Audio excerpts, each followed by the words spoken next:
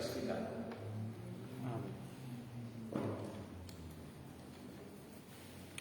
Allah Subhanahu wa taala memberikan kekuatan dan kesabaran kepada kita semua dalam mempelajari serta mengamalkan sunnah-sunnah Rasulullah sallallahu alaihi wasallam. Bahasan kita dalam kajian ini pada buku yang kedua, Al-Muzan Allah Ta'ala, masuk pada pasal yang keempat, hal-hal yang membatalkan iman.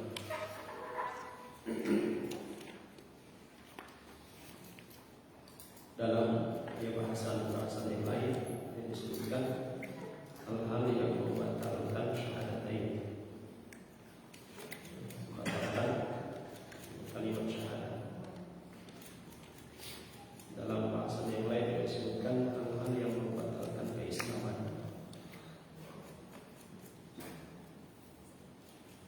Dalam bahasa kita ini disebut dengan hal-hal yang membatalkan iman. Dari nama-nama yang disebutkan di dalam kira-kira para ulama tentang bab ini, pembatal syahadatain, pembatal keislaman, pembatal iman, ini semua yang sejatinya adalah yang sama, bahwa mengucapkan asyhadu an la ilaha illallah wa asyhadu anna muhammadar rasulullah itu kaitannya erat dengan masalah iman. Orang yang mengucapkan syahadat, maka dia adalah seorang muslim. Muslim yang benar, dia memiliki keimanan yang kuat kepada Allah Subhanahu wa taala. Dalam amalan-amalan yang disebutkan oleh Rasulullah sallallahu alaihi wasallam, dia adalah rukun Islam. Ya, sebagaimana ditanyakan oleh Jibril alaihissalam, atau diminta Jibril alaihissalam, akhbirni anil Islam, beritahukan kepada aku tentang Islam. Maka Nabi sallallahu alaihi wasallam katakan, asyhadu an la ilaha illallah wa anna muhammadan rasulullah wa iqamis shalah wa ita'iz zakat shaum ramadan wa hajjal bait istata'a ilaihi sabila. Dan kesemua rukun yang disebutkan oleh Nabi sallallahu alaihi wasallam ini yang masing-masing memiliki pembatalnya. Demikian pula yang syahadatain ini memiliki pembatalnya. Jadi penting untuk kita ketahui, karena apabila masalah iman ini batal, keislaman juga batal. Ikrar kata syahadat la ilaha illallah wa muhammadar rasulullah batal, maka amalan-amalan yang lain itu sia-sia. Amalan-amalan yang lain tidak lagi tidak dianggap oleh Allah Subhanahu wa taala. Sekalipun seorang yang bertobat, dia salah. Kalau melakukan pembatal keislaman, pembatal keimanan, pembatal syahadatain, itu semua haram dan furah. Haram mansur. Amalan-amalan yang dia memiliki aman dijadikan oleh Allah Subhanahu wa taala seperti debu yang berkembang. Tidak ada nilainya di sisi Allah Subhanahu wa taala. Ini penting untuk kita ketahui. Nawaqidul iman, nawaqidul Islam, nawaqidul syahadatain, pembatal iman, pembatal Islam, pembatal dua kalimat syahadat.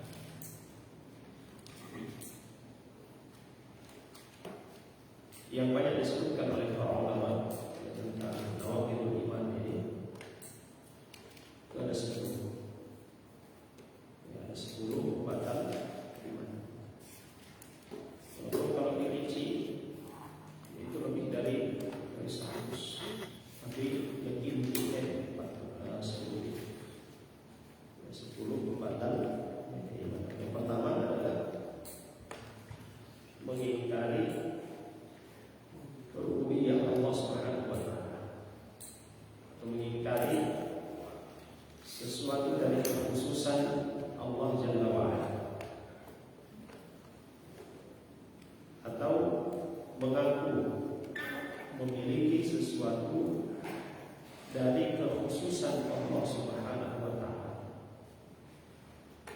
Termasuk di dalamnya juga adalah membenarkan orang-orang yang mengaku, ya, orang-orang yang mengaku memiliki sesuatu yang itu menjadi kekhususan Allah Subhanahu wa Ta'ala.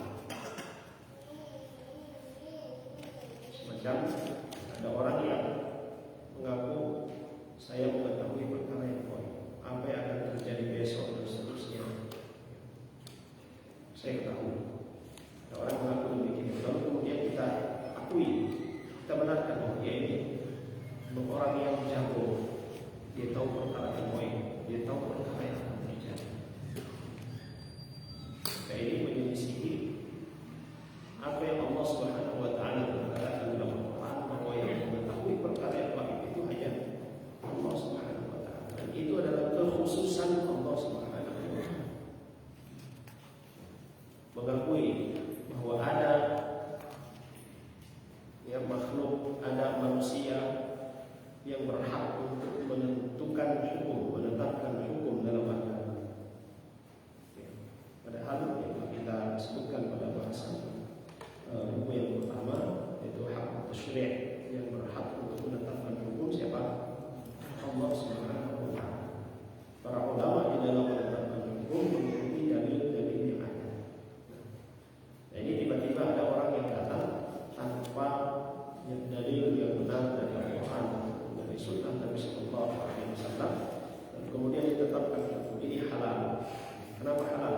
Ya, menurut saya halal. Ini haram. Kenapa haram? Menurut saya haram. Apa alasannya? Ya, seperti itu yang saya yakini. Dia telah menetapkan satu hukum yang tidak ditetapkan oleh Allah Subhanahu wa Ta'ala, atau menyelisih apa yang ditetapkan oleh Allah Subhanahu wa Ta'ala. Saat kita mengatakan dia layak untuk menetapkan hukum seperti itu, ya, ini bisa membatalkan keislaman kita, membatalkan keimanan kita. Baik, dalam Al-Quran Allah Subhanahu wa Ta'ala sebutkan, a'udzu billahi minasyaitonir rajim, wa qalu ma hiya illa hayatuna dunya tamutu wa nahya wa ma yuhlikuna illa ad-dahr wa ma lahum bidzalika min 'ilm in hum illa yadhunnun. Mereka berkata, kehidupan ini tidak lain hanyalah kehidupan di dunia saja. Kita mati dan kita hidup, dan tidak ada yang membinasakan kita selain masa, selain mati. Dan mereka sekali-kali tidak mempunyai pengetahuan tentang itu. Mereka tidak lain hanyalah menduga-duga saja. Ini dalam ayat ini Allah Subhanahu wa Ta'ala menyebutkan tentang keyakinan daripada orang-orang musyrikun, pada orang-orang kafir, bahwa yang menyebabkan mereka mati itu adalah apa? Adalah masa waktu. Kalau sudah tiba masanya kita mati. Siapa yang mematikannya? Tidak ada. Sudah tiba masanya, selesai. Padahal yang menghancurkan, yang membinasakan, yang mematikan itu adalah Allah Subhanahu wa Ta'ala. Kalau ada orang yang mengatakan saya bisa mematikan kamu, lalu kemudian kita takut dengan ancaman ini, betul-betul dia mau kasih mati kita. Yang menghidupkan, yang mematikan adalah Allah Subhanahu wa Ta'ala. Dan perbuatan ihya wal iman, menghidupkan dan mematikan, itu merupakan khususiyah Allah Subhanahu wa Ta'ala, masuk dalam rukun, perbuatan-perbuatan yang khusus bagi Allah Subhanahu wa Ta'ala. Dan seorang mukmin, ya, seorang mukmin, dia meyakini bahwasanya apapun yang ada di atas dunia ini tidak bisa memberikan mudarat kepadanya kecuali dengan izin Allah Subhanahu wa Ta'ala. Demikian pula, ya, siapapun di atas muka bumi ini tidak akan bisa memberikan manfaat kepadanya kecuali apa yang telah Allah tetapkan. Ini sudah dinyatakan oleh Allah oleh Rasul Sallallahu Alaihi Wasallam. Ketahuilah Nabi Sallallahu Alaihi Wasallam, sekalipun manusia dari bangsa jin dan manusia yang mereka berkumpul, yang bersepakat untuk memudaratkan, untuk mencelakakan, mereka tidak akan sanggup. Ya, mereka tidak akan sanggup mencelakakan kecuali, ya, sesuai dengan apa yang telah Allah tetapkan untuk terjadi pada. Demikian pula mereka bersatu berkumpul bersepakat untuk memberikan manfaat kepadamu. Mereka tidak akan sanggup kecuali apa yang sudah ditetapkan oleh Allah Subhanahu wa taala. Karena memberikan manfaat, ya, memberikan mudarat, mencegah mudarat, mencegah manfaat, itu adalah ya kekhususan Allah Jalla wa ala. Ini masih dalam rububiyahnya Allah Subhanahu wa taala. Termasuk dalam hal ini adalah yang memberikan rezeki. Yang memberikan rezeki itu adalah hak Allah Subhanahu wa taala. Yang meluaskan rezeki seorang hamba adalah hak Allah Jalla wa ala. Kalau ada orang yang mengaku, saya bisa bikin kamu sukses, saya bisa bikin dagangan laris, saya bisa bikin apa semuanya. Kalau kemudian dia benarkan, dia ikuti apa yang menjadi sarannya, bikin ini, yakini, jadi masuk dalam kategori rububiyah yang kekhususan Allah Subhanahu wa taala. Perbuatan khusus bagi Allah itu memberikan rezeki. Ar-Raziq, yang memberi rezeki siapa? Allah Subhanahu wa taala. Dan kita masih mendapati masyarakat kita. Kalau kita lihat di pasar, yang sering di pasar, masih ada dari kalangan yang kaum muslimin pagi-pagi begitu buka ada yang lakukan. Contoh sederhana apa? Pembeli pertama, ya, pembeli pertama begitu dapat langsung dipukul semua di seluruh barang-barang, manis. Kenapa seperti itu? Ini ada unsur besar. Kalau dia meyakini bahwa itu adalah sebab, ya, si pembeli pertama ini adalah sebab nanti laris yang berikutnya, ini tidak bisa langsung dihukumi itu adalah kesyirikan. Baik, dia menjadikan yang sebab yang untuk kemudahan baginya, padahal itu tidak ditetapkan oleh syariat sebagai sebab. Itu perbuatan yang diharamkan oleh Allah Subhanahu wa taala. Itu adalah wasilah menuju pada syirik. Ya seperti ini, ya. Kalau kita dapati seperti itu, katakan saja. Ya, kalau bisa kita nasihati. Termasuk yang kita dapati juga di sebagian rumah makan di atas pintunya ada raja. Kalau dia yakini bahwa raja itu yang mendatangkan rezeki kepadanya, ini bisa membatalkan keislaman. Dia meyakini itu adalah sebab, ya, sebab mendatangkan rezeki kepadanya. Ini perkara yang haram, masuk dalam kesyirikan, syirik kecil. Ya, syirik kecil. Karena dia meyakini itu sebagai sebab, meyakini sesuatu sebagai sebab mendatangkan rezeki, padahal Allah Subhanahu wa taala tidak menjadikan itu sebagai sebab. Ya, itu adalah perkara yang haram, masuk dalam kategori kesyirikan, syirik kecil. Ini dijelaskan oleh Syekh Utsaimin rahimahullah taala dalam bahasan tamimah dan sebagainya dalam kitab tauhid. Jadi perhatikan ya Mas sekalian, di dalam rububiyah ya Allah Subhanahu wa taala. Orang-orang musyrikun dahulu dalam masalah rububiyah, ya, dalam masalah rububiyah mereka mentauhidkan Allah Subhanahu wa taala. Sehingga itu di dalam Al-Qur'an Allah Subhanahu wa taala menyebutkan, ya, apabila ada yang bertanya kepada mereka siapa yang memberikan rezeki, siapa yang menurunkan hujan, ya, mereka katakan apa? Allah Subhanahu wa taala. Tapi di saat beribadah mereka mempersekutukan Allah Subhanahu wa taala.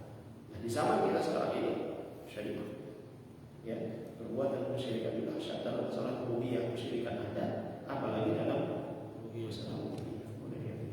Ini sudah dikatakan oleh Syekh Muhammad Tamimi rahimahullah taala di masanya, yang beliau katakan orang-orang jahiliyah di masa sekarang ini, di masa beliau rahimahullah itu lebih parah daripada orang-orang jahiliyah di masa itu.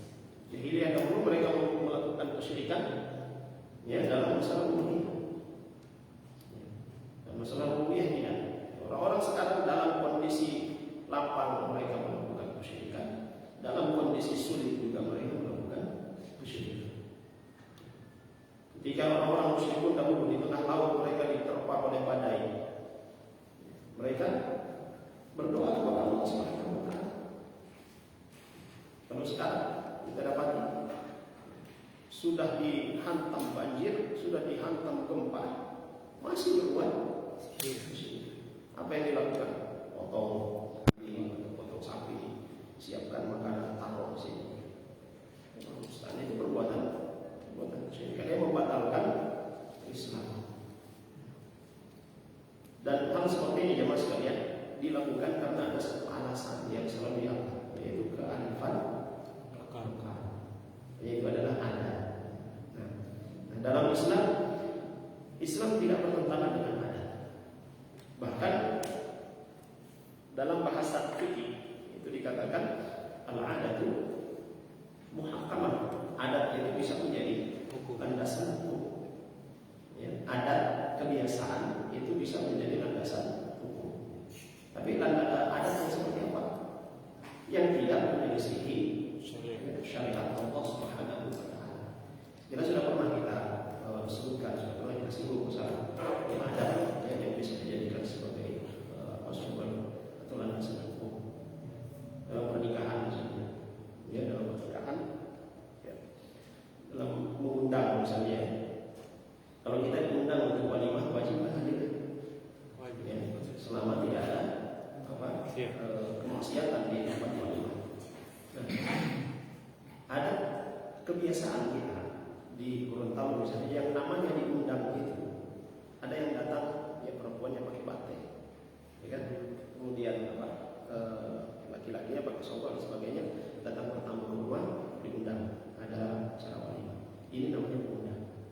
Itu sudah menjadi adat. Ya, itu dilaksanakan terus menerus. Nah, kalau undangan yang lewat SMS misalnya, itu tidak dianggap mengundang. Misalnya, ya. Nah, maka kalau ada yang datang ke rumah kita, perempuan yang pakai batik dan sebagainya, dan dia mengundang, nah, ini yang dianggap hukum. Dia menjadi hukum. Berarti kita benar-benar diundang. Nah, kalau hanya lewat SMS saja. Contoh yang lain menjadi adat songkok. Nah, songkok itu menjadi adat kebiasaan yang memang harus dilakukan ketika sholat misalnya. Itu bisa menjadi landasan hukum. Kalau sholat songkok, itu sudah hukum. Nah, ini tidak bertentangan dengan syariat.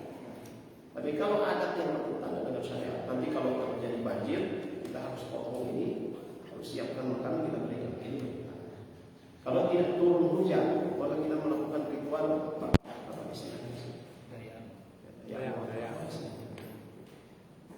Ada pernah dilakukan di kabupaten sini. Daya. Seperti ini, itu ada. Tetapi adat yang menyelisihi syariat yang dibawa oleh Rasulullah SAW. Jadi sekali lagi kita katakan bahwa Islam tidak menentang adat, tidak menyelisihi adat, selama adat itu tidak bertentangan dengan syariat Allah Subhanahu wa taala. Jemaah sekalian yang dirahmati oleh Allah Subhanahu wa taala. Yang pertama, yang membatalkan keimanan adalah mengingkari rububiyah Allah Subhanahu wa taala, atau mempercayai, meyakini ada selain Allah Subhanahu wa taala yang memiliki hak-hak rububiyah Allah Subhanahu wa taala. Hatta kepada Rasul sallallahu alaihi wasallam.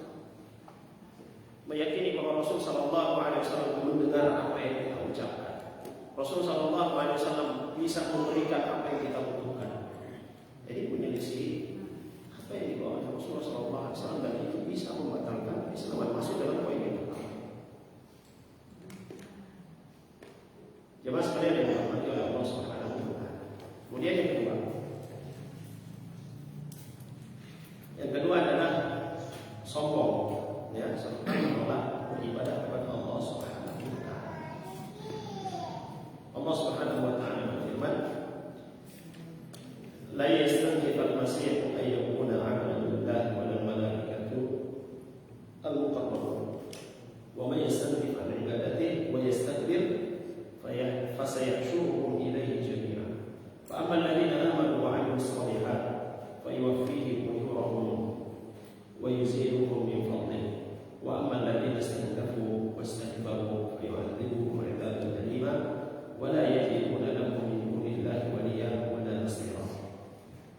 Al-Masih.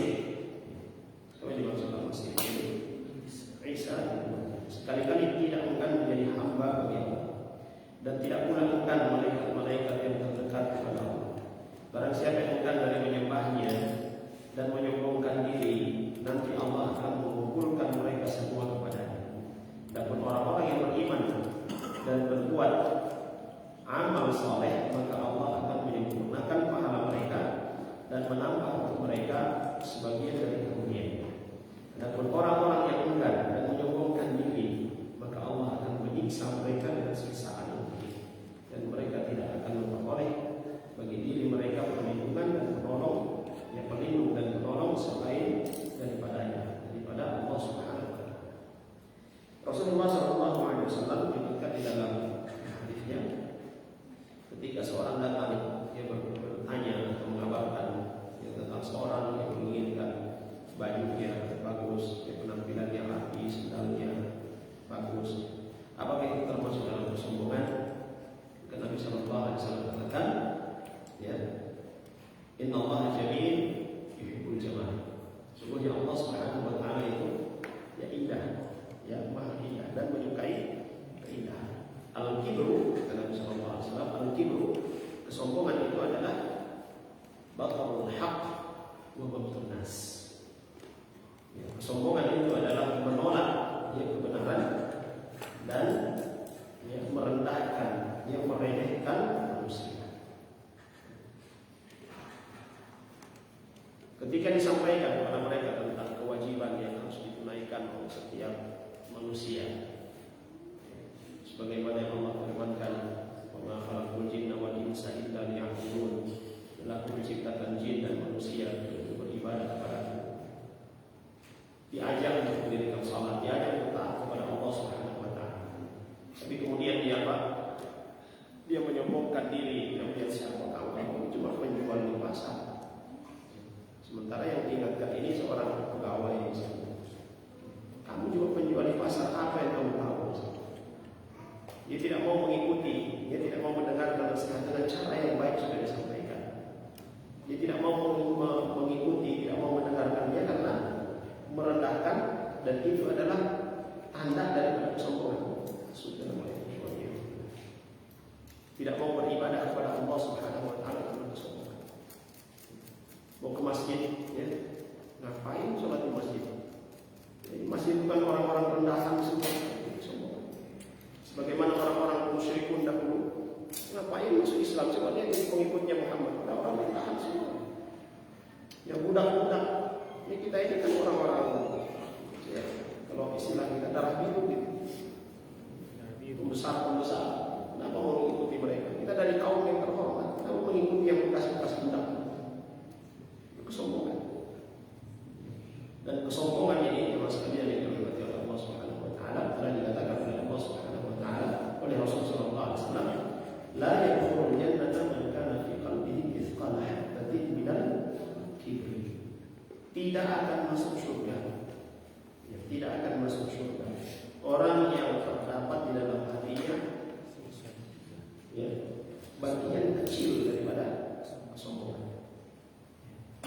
Kalau kita akan secuil daripada kesombongan, tidak akan masuk surga. Dan orang-orang yang menyombongkan diri di dunia, kelak nanti di yaumul qiyamah, Allah Subhanahu wa taala akan tantang mereka. Mana orang-orang yang di dunia mereka menyombongkan diri? Tunjukkan kekuatannya, tunjukkan kekuatannya, kekuasaan mereka. Jadi jemaah sekalian yang dirahmati oleh Allah Subhanahu wa taala, kesombongan ini menolak berbagai macam kebenaran yang datang dari Allah Subhanahu wa taala.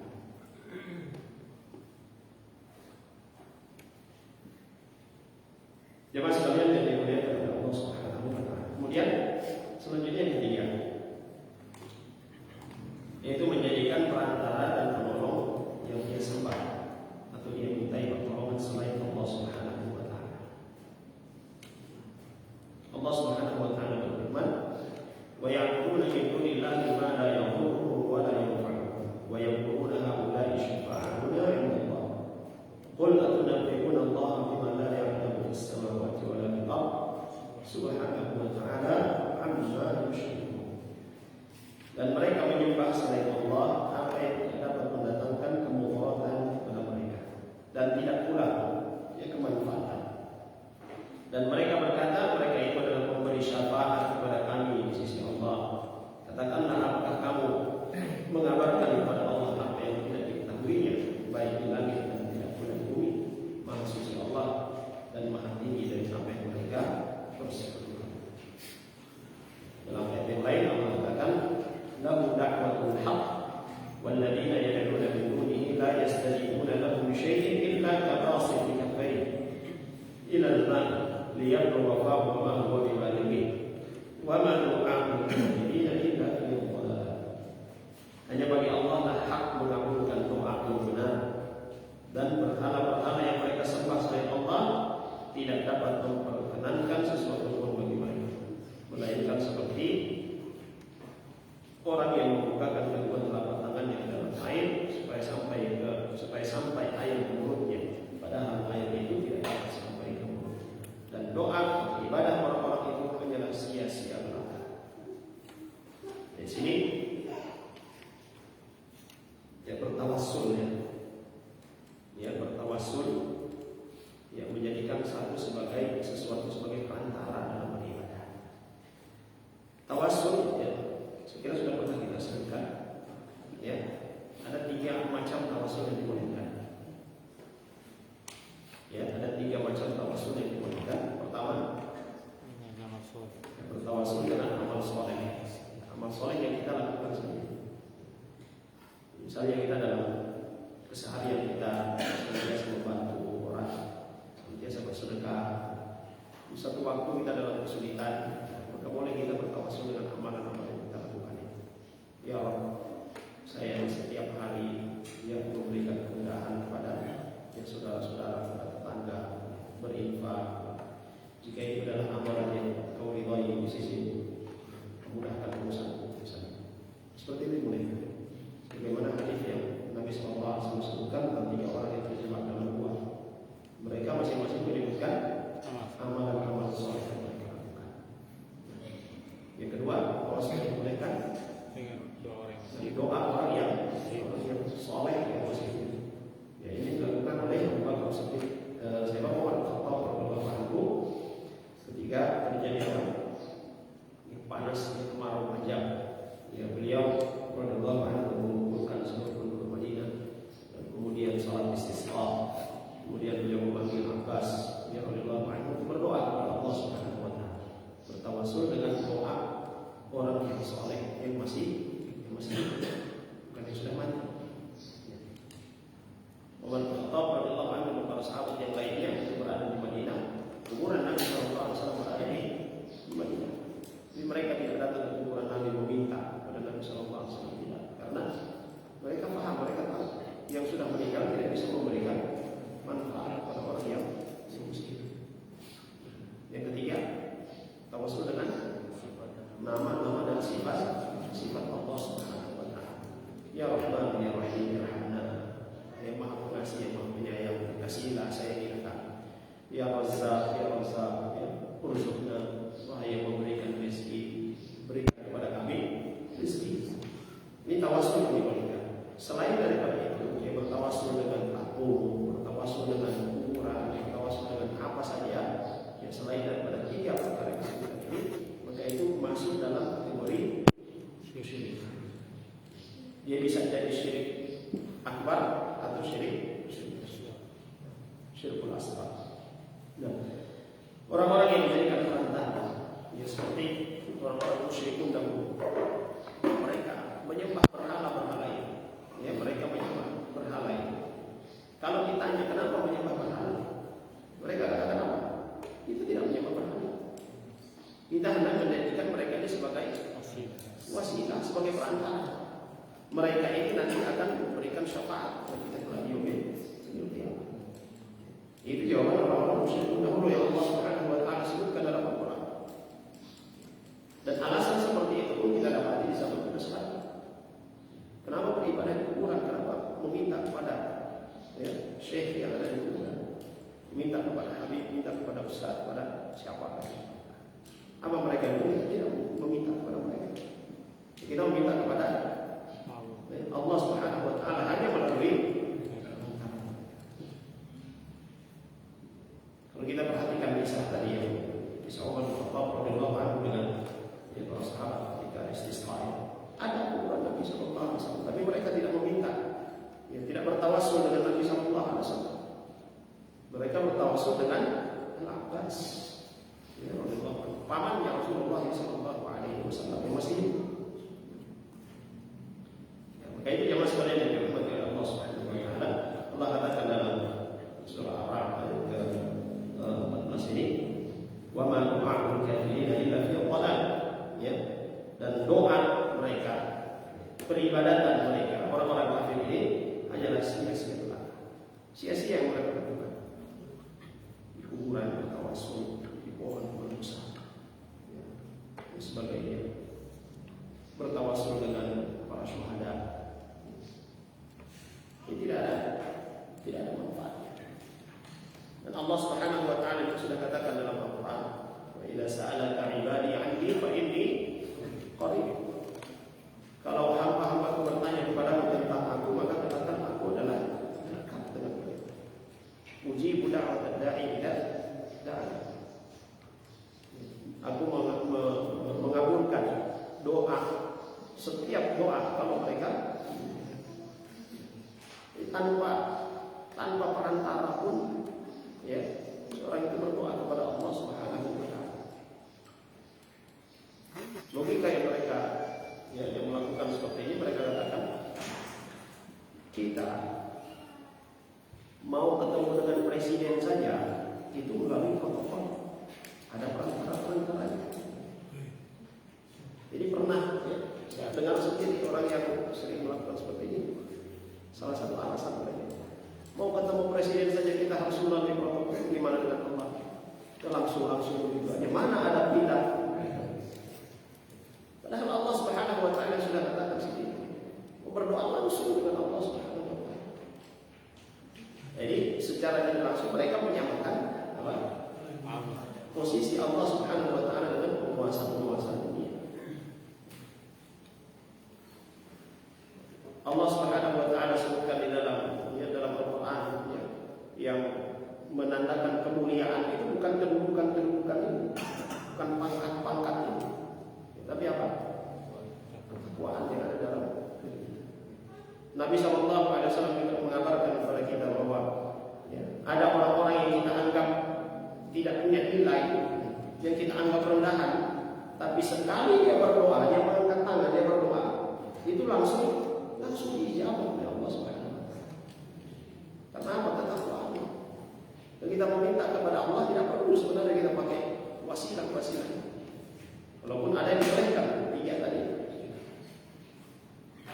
diijabah oleh Allah Subhanahu wa taala. Allah dekat, bahkan lebih dekat daripada malaikat.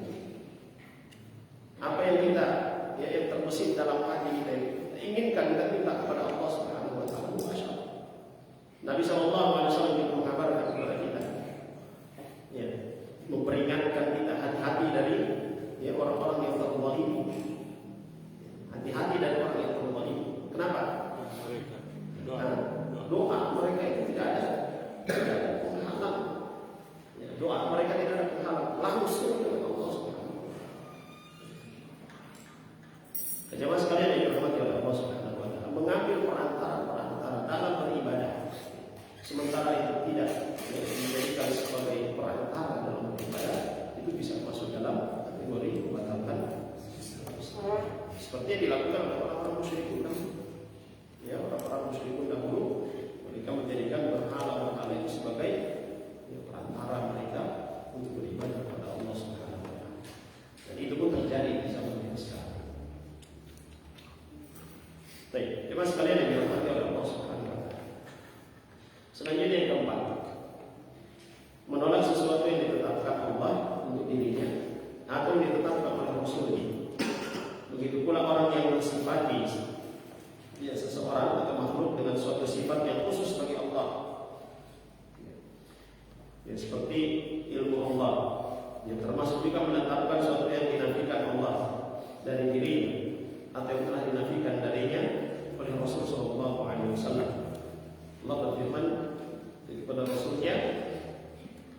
Qul huwallahu ahad, Allahus samad, lam yalid wa lam yulad wa lam yakul lahu kufuwan ahad. Ya, katakan oleh Muhammad, dialah Allah yang Maha Esa. Allah adalah Tuhan yang bergantung kepadanya segala sesuatu. Dia tidak beranak dan tidak pula diperanakkan, dan tidak ada seorang pun yang setara dengan Dia. Jadi kita masih hangat di bahasan Qul huwallahu ahad, Allahus samad, lam yalid wa lam yulad. Ada orang-orang satu kaum yang mengatakan Tuhan itu dilahirkan dan mereka peringati hari kelahiran. Lalu kemudian kita yang selalu membaca ayat ini, kita mengucapkan selamat atas kelahiran Tuhan. Ajaib. Dia mau cari dalil, mau cari pembenaran tentang Allah. Kalau dikatakan itu adalah bagian dari akhlak, nah ada yang mengatakan bagian dari akhlak yang baik seorang muslim, ya, adalah mengucapkan selamat kepada selain ini berarti. Ya, dalam urusan yang lain kan. Kalau misalnya dia naik rumah baru, kita ucapkan selamat, oke, nggak jadi masalah. Dia dapat hadiah mobil, misalnya kita ucapkan selamat. Anaknya dia selesai dari kuliah, misalnya kita ucapkan selamat. Nanti muskilah dia tetangga kita atau teman kita, ucapkan. Dalam urusan agama, lakum dinukum. Islam sudah mengatur itu. Dalam urusan dunia kita tidak dilarang untuk mengucapkan selamat pada mereka. Dalam urusan dunia, dia habis lahiran, kita ucapkan selamat ya. Mudah-mudahan anaknya menjadi anak yang bertauhid kepada Allah Subhanahu wa Ta'ala. Jadi anak yang berguna, yang bisa memberikan hidayah, yang menjadi sebab hidayah bagi orang tua. Ucapkan selamat dalam urusan agama. Itu sudah diajarkan oleh Allah Subhanahu wa Ta'ala, lakum dinukum waliya din. Urusan agama ini, ya, bagi kalian agama kalian, bagi kami agama kalian. Mensifati Allah Subhanahu wa Ta'ala yang beranak atau diperanakkan itu adalah kufur. Ya, adalah kufur. Lalu kemudian kita ucapkan selamat kepada mereka yang mensifati Allah dengan sifat yang buruk ini. Baik, jemaah sekalian yang dirahmati oleh Allah Subhanahu wa Ta'ala, mengingkari sifat Allah Subhanahu wa Ta'ala yang telah ditetapkan oleh Allah, yang telah ditetapkan oleh Rasul sallallahu alaihi wasallam. Itu juga bagian dari Al-Quran yang membatalkan keimanan. Mensifatkan makhluk dengan sifat yang khusus bagi Allah Subhanahu wa Ta'ala, ini juga bisa membatalkan keimanan. Dia itu maha mengetahui. Saya guru itu apa yang dia tidak tahu, semuanya dia tahu, tidak ada yang tersembunyi. Bahkan kalau saya pergi, apa yang saya lakukan ditahu sama guru saya. Dan ada orang seperti itu. Saya tidak boleh melakukan begini, kenapa? Saya belum tahu yang saya lakukan. Bahkan saya suara napas ini dia tahu. Jadi gulung yang menyebabkan batalnya keimanan. Yang maha mengetahui itu adalah Allah Subhanahu wa Ta'ala. Jadi masih banyak kita dapati di masyarakat kita. Bahkan sampai gurunya sudah meninggal sekalipun dia takut untuk menyelisih pesan gurunya. Jadi di antara bentuk kesyirikan yang lain, gurunya berpesan, jangan berzina, jangan minum khamar, jangan berjudi, jaga sholat lima waktu. Oke, siap. Kalau kamu tidak patuhi ini, pesan ini, apa yang pernah saya ajarkan kepadamu akan hilang semuanya. Tidak ada. Siap. Sehingga kalau dia mau berbuat maksiat, dia ingat pesan itu. Kalau saya langgar pesan itu, habis semua yang diajarkan oleh guru saya. Dia menjaga sholat lima waktu. Kenapa dia jaga sholat lima waktu? Kalau dia tidak menjaga sholat lima waktu, habis apa yang diajarkan oleh guru. Melakukan untuk menjaga apa yang dipesankan oleh gurunya. Jadi secara tidak langsung menjadikan gurunya itu sebagai apa? Tandingan bagi Allah Subhanahu wa taala. Bahkan ada yang sampai dengan foto gurunya. Foto gurunya kemanapun dibawa, ini akan menyertai saya, menjaga saya. Ada seperti itu.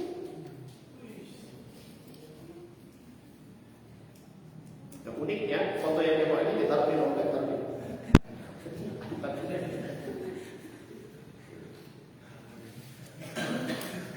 Ada yang foto gurunya digantung dinding. Jangan kasih guru, bahaya kalau kasih guru dia. Kenapa mau tabarkan? Sampai seperti itu. Dia memberikan sifat kepada makhluk yang sifat itu adalah khusus bagi Allah Subhanahu wa taala. Itu kesyirikan, membatalkan. Dan yang seperti itu masih ada. Nah, kalau hal-hal seperti itu masih banyak di masyarakat kita, ya, ini seharusnya membuat kita fokus, ya, perhatian terhadap tauhid lebih besar, dan fokus kita kepada pelanggaran besar ini lebih besar. Abaikan dulu, ya, sampingkan dulu masalah-masalah yang lain, ya, masalah-masalah furu, masalah yang itu adalah, ya, perkara-perkara yang sudah diperselisihkan oleh para ulama dahulu. Selisih sudah. Ini sudah disepakati dengan para ulama. Yang harus kita fokus untuk mempelajarinya, kita fokus untuk mengingatkan manusia dari bahaya. Kenapa harus kita ingatkan? Kenapa harus kita pelajari? Nah, kalau ini rusak, maka semua yang lainnya itu rusak. Yang pernah kita, ya, pelajari, ibadah yang kita lakukan itu sia-sia. Allah Subhanahu wa taala katakan, la in asyrakta la yahbatanna.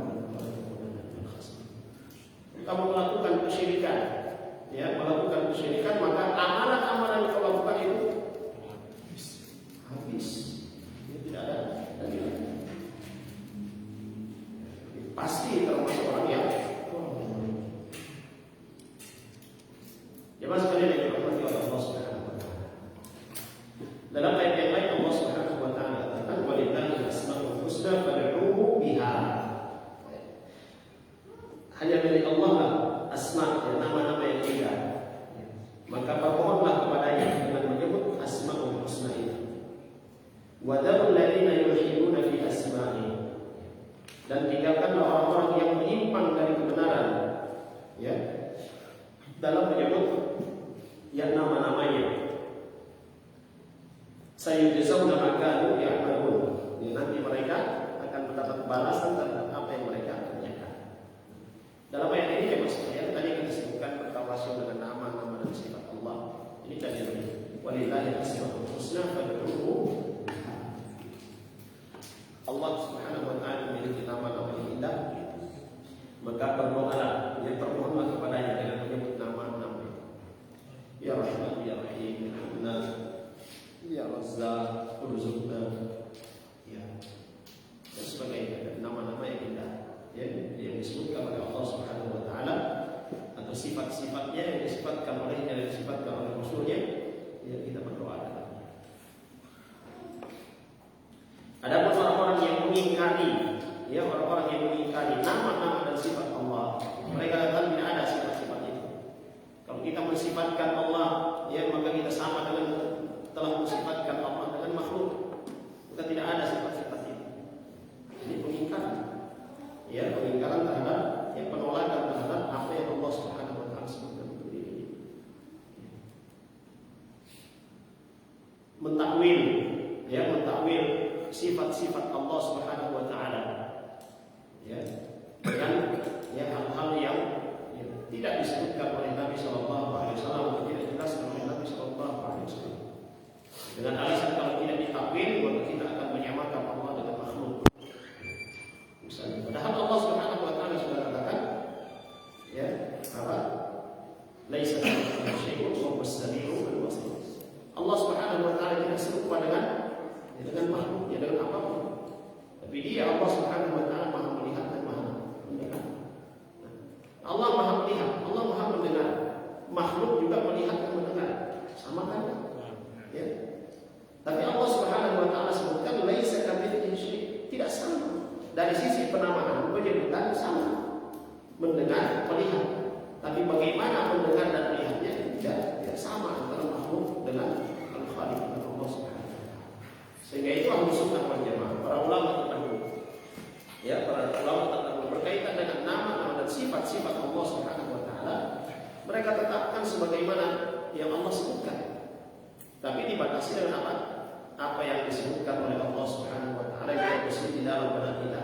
Penamaannya sama tetapi dalam hakikatnya itu berbeda. Nah, Allah Subhanahu wa taala sendiri yang sebutkan, laisa kamitslihi syai'. Allah tidak serupa dengan apapun. Dia Maha mendengar dan Dia Maha melihat. Makhluk mendengar, makhluk juga melihat, tapi berbeda penglihatan dan pendengaran. Makhluk dengan simpel sebenarnya Mas kalian. Simpel kita mengimani ya nama-nama dan sifat-sifat Allah Subhanahu wa taala. Tetapkan saja sebagaimana Allah Subhanahu wa taala menetapkannya, ya tapi penamaannya sama dan hakikatnya yang berbeda. Tidak sama. Karena Allah yang katakan tidak sama. Dalam ayat yang lain Allah Subhanahu wa taala disebutkan, Rabbus samawati wal ardi wa ma bainahuma fa'budhu wastabir bi ibadatihi. Hal ta'lamu lahu samiyya. Tuhan yang menguasai langit dan bumi dan apa-apa yang ada di antara keduanya, maka sembahlah Dia dan berteguh hatilah ya dalam beribadah kepadanya. Apakah kamu mengetahui ada seorang yang sama dengan Dia yang patut disembah? Di sini Allah Subhanahu wa taala mengabarkan kepada kita, memerintahkan kepada kita untuk menyembah Dia, menyembah Allah Subhanahu wa taala dan meneguhkan hati kita dalam beribadah kepada-Nya. Dan tidak ada yang mengetahui ya perkara-perkara yang ada di langit dan di bumi kecuali Allah Subhanahu wa taala. Baik. Kemudian selanjutnya yang kelima. Ya, pembatal keimanan yang kelima, mendustakan Rasulullah sallallahu alaihi wasallam tentang sesuatu yang beliau bawa. Allah Subhanahu wa taala berfirman, "Wa in yukadzibuka faqad kadzdzaba alladziina min qablihim. Ja'ahum rusuluhum bil bayyinati wa biz-zuburi wa bil kitabil mubin. Tsumma akhadhtu alladziina kafaru fa kaifa kana nakir." Dan jika mereka mendustakan kamu, maka sesungguhnya orang-orang yang sebelum mereka telah mendustakan rasul-rasulnya. Kepada mereka telah datang rasul-rasulnya dengan membawa mukjizat yang nyata, Zubur dan kitab yang memberi penjelasan yang sempurna. Kemudian aku azab orang-orang yang kafir, maka lihatlah bagaimana hebatnya akibat kemurkaan. Jemaah sekalian yang dirahmati oleh Allah Subhanahu wa taala, mengingkari apa yang dikabarkan oleh Rasul sallallahu alaihi wasallam, mengingkari apa yang diperintahkan oleh Rasul sallallahu alaihi wasallam, pembatal syahadat. Allah Subhanahu wa taala mengutus ya Rasulnya untuk menyampaikan kepada kita apa yang harus kita kerjakan, untuk menyampaikan kepada kita apa yang harus kita imani. Dan Nabi sallallahu alaihi wasallam, Rasul sallallahu alaihi wasallam tidak berbicara sesuai dengan nafsunya. Dalam urusan agama yang dibawa beliau sallallahu alaihi wasallam, semuanya adalah wahyu dari Allah Subhanahu wa taala. Dan Allah Subhanahu wa taala sendiri yang menyatakan, "Wa ma yanzifu 'anil hawa in huwa illa wahyun yuha." Dia Muhammad sallallahu alaihi wasallam tidak berbicara berdasarkan hawanya, melainkan apa yang dibicarakan, yang disampaikan oleh beliau sallallahu alaihi wasallam itu adalah wahyu ya, yang diwahyukan oleh Allah Subhanahu wa taala. Maka orang-orang yang disebut dengan ingkar sunnah, orang-orang yang disebut dengan ingkar sunnah masuk dalam mereka tidak percaya dengan hadis, hanya percaya dengan Al-Quran saja. Salah satu alasan yang mereka sebutkan adalah kalau Al-Quran sudah jelas perkataan Tuhan, ya tidak ada tidak ada keraguan, tidak ada kesalahan. Adapun hadis itu hanya perkataan manusia. Hadis itu katanya hanya perkataan manusia. Siapa manusia? Dan ada unsur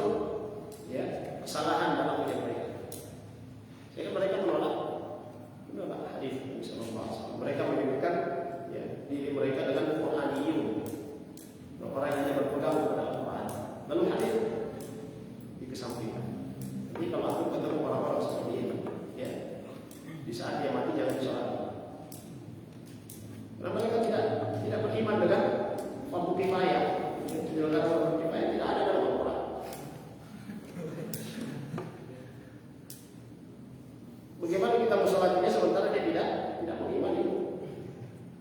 Jadi pernah terjadi di Bekasi, seorang tokoh yang kalau sunnah, dia dakwahi orang-orang di sekitarnya dan banyak yang terpengaruh. Kemudian dia meninggal. Dia meninggal ada salah seorang tokoh yang menjadi lawannya, ya, termasuk orang yang dihormati. Orang-orang dan keluarga itu meminta supaya sang tokoh ini yang menyolatinya. Langsung kemudian beliau katakan, bukankah dia ini hanya percaya kepada Al-Quran dan percaya kepada Allah yang diajarkan kepada kalian? Coba ada dalam Al-Quran enggak sholat jenazah? Dan saya akan sholat dia kalau kalian keluar dari keyakinan ini. Kembali pada keyakinan. Al-Quran akan sulit dipahami kalau tidak menggunakan hadis Nabi Sallallahu Alaihi Wasallam. Nah, banyak yang disebutkan di dalam Al-Quran secara global, rinciannya itu ada di dalam hadis Nabi Sallallahu Alaihi Wasallam. Dan Allah Subhanahu Wa Taala menurunkan Al-Quran bersama dengan Al-Quran itu adalah hikmah. Apa hikmah? Tafsirkan oleh para ulama, sunnah Nabi Sallallahu Alaihi Wasallam. Jemaah sekalian yang dimuliakan oleh Allah Subhanahu Wa Taala, apa-apa yang telah dinyatakan dikabarkan oleh Nabi Sallallahu Alaihi Wasallam, dan itu adalah khabar yang valid dari Nabi kita Muhammad Sallallahu Alaihi Wasallam, wajib bagi kita untuk mengimaninya, wajib bagi kita untuk membenarkan. Siapa yang menolaknya, maka ini bisa masuk dalam kategori yang kelima, itu batal keislaman, mendustakan yang Nabi Muhammad Sallallahu Alaihi Wasallam, mendustakan khabar atau berita yang disampaikan oleh Nabi kita Muhammad Sallallahu Alaihi Wasallam. Baik, teman sekalian yang dimuliakan oleh Allah Subhanahu Wa Taala. Selanjutnya yang keenam, berkeyakinan bahwa petunjuk Rasulullah SAW tidak sempurna atau menolak suatu hukum syara yang telah Allah turunkan kepadanya, atau meyakini bahwa selain hukum Allah itu lebih baik, lebih sempurna dan lebih mulia hajat manusia, atau meyakini kesamaan hukum Allah dan Rasulnya dengan hukum yang selainnya, atau meyakini dibolehkannya berhukum dengan selain hukum Allah. Ini berat. Ya, ini perkara yang berat. Dalam Al-Quran Allah Subhanahu Wa Taala katakan, alam tara ila alladziina yaz'umuna annahum amanu bima unzila ilayka wa ma unzila min qablik yuriduna an yatahakamu ila at-taghut wa qad umiru liyakfuru bih wa yuridu asy-syaitanu an yudhillahum dhalalan ba'ida. Apakah kamu tidak memperhatikan orang-orang yang mengaku dirinya telah beriman kepada apa yang diturunkan kepadamu dan kepada apa yang diturunkan sebelum kamu, mereka hendak berhakim kepada taghut itu, padahal mereka telah diperintah mengingkari taghut itu, dan setan bermaksud menyesatkan mereka dengan penyesatan yang sejauh-jauh. Dalam ayat yang lain Allah katakan, fala warabbik la yu'minuna hatta yuhaqqimuka fima shajara bainahum thumma la yajidu fi anfusihim harajan mimma qadaita wa yusallimu taslima. Maka demi Tuhan, mereka pada hakikatnya tidak beriman, sehingga mereka menjadikan kamu sebagai hakim dalam perkara yang mereka perselisihkan. Kemudian mereka tidak merasa keberatan dalam hati mereka terhadap putusan yang kamu berikan, dan mereka menerima dengan sepenuhnya. Ayat yang lain Allah katakan, wa man lam yahkum bima anzalallah fa ulaika humul kafirun. Barang siapa yang tidak memutuskan perkara menurut apa yang diturunkan Allah, maka mereka itu adalah orang-orang yang kafir. Ini jemaah sekalian yang dirahmati oleh Allah Subhanahu Wa Taala. Termasuk dalam perkara ini jemaah sekalian, menganggap atau meyakini bahwa apa yang disampaikan oleh Nabi Sallallahu Alaihi Wasallam belum sempurna, ya, perbuatan-perbuatan bid'ah, perbuatan-perbuatan bid'ah. Ini bahaya dalam perbuatan bid'ah. Rasulullah Sallallahu Alaihi Wasallam sudah menyampaikan sebelumnya, ya, ketika haji wada, beliau Sallallahu Alaihi Wasallam telah mengatakan kepada para sahabatnya, Allah sebagai saksi, Allah sebagai saksi telah aku sampaikan semuanya kepada kalian. Semuanya sudah jelas. Ya, ibarat malam laksana siang. Semuanya sudah jelas disampaikan kepada Nabi Sallallahu Alaihi Wasallam.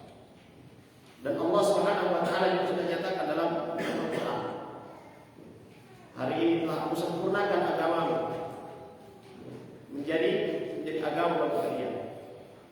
Telah aku komplitkan semua, ya, nikmat-nikmat untuk kalian. Semuanya sudah selesai dalam urusan agama. Mana yang wajib, mana yang sunnah, itu semua sudah jelas oleh Nabi Sallallahu Alaihi Wasallam. Baik itu ya secara umum ataupun secara terperinci. Lalu kemudian datang orang-orang mengatakan, ini baik, ini boleh, ini dikerjakan. Apa alasannya? Ini baik, mendatangkan kebaikan bagi kita. Padahal Nabi Sallallahu Alaihi Wasallam mampu untuk melakukan itu dan beliau tinggalkan. Beliau tidak mengajarkannya, ya, tidak melakukannya. Para sahabat juga demikian. Itulah perbuatan-perbuatan bid'ah yang dianggap baik oleh manusia saat ini sama dengan apa? Tuduhan kepada Nabi Sallallahu Alaihi Wasallam belum menyampaikan risalah secara sama juga dengan mengingkari firman Allah Subhanahu Wa Taala tadi. Jemaah sekalian yang dirahmati oleh Allah Subhanahu Wa Taala, termasuk hukum yang telah ditetapkan oleh Allah Subhanahu Wa Taala atau hukum yang telah ditetapkan oleh Rasul Sallallahu Alaihi Wasallam bagi orang yang berzina, hukumannya ini. Bagi orang yang mabuk, hukumannya ini. Tapi kemudian orang-orang itu tidak tepat untuk dilakukan sekarang. Sudah tidak relevan lagi untuk zaman kita sekarang. Ini termasuk hukuman. Lebih baik hukuman yang sekarang ini kita terapkan daripada hukuman dulu. Itu kan sudah apa istilahnya? Hukuman sudah expired, ya, sudah ketinggalan zaman. Tidak zamannya lagi sekarang kita orang mencuri dipotong tangan itu. Sudah bukan zamannya, sekarang sudah canggih. Ini pengingkaran terhadap ketetapan Allah Subhanahu Wa Taala. Dan kita lihat efeknya saat ini, orang-orang yang mencuri, ya, dihukum dengan hukuman selain yang ditetapkan oleh Nabi Sallallahu Alaihi Wasallam. Semakin leluasa mereka mencuri. Ya, begitu juga yang berjudi, yang mabuk, tidak diterapkan hukum yang telah ditetapkan oleh Nabi Sallallahu Alaihi Wasallam. Ya, seorang yang mabuk, apa hukumannya? Dicambuk. Di depan orang banyak dicambuk 80 kali. Di sini orang mabuk ya cuma diketawain, tidak diapa-apain, tambah banyak orang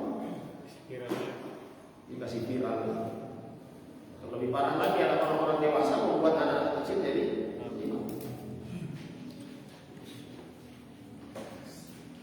Ini jemaah sekalian yang dirahmati oleh Allah Subhanahu Wa Taala.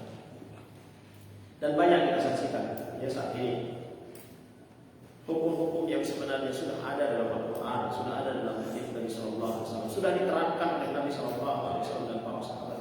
Yang sekarang ini diganti dengan hukum-hukum buatan manusia. Maka siapa yang menganggap, siapa yang meyakini hukum buatan manusia lebih baik dari apa yang dibuat oleh Allah Subhanahu Wa Taala yang ditetapkan oleh Nabi Sallallahu Alaihi Wasallam, dia kafir. Jadi jelas Allah Subhanahu Wa Taala kata, "Wa man lam yakum bima anzalallahu ulaika humul kafirun." Kalau mereka berserikat dalam urusan yang penetapan hukum, sementara mereka tidak rela dengan itu, ada usaha mereka untuk mengganti ya hukum-hukum manusia dengan hukum Allah, tapi selalu kalah.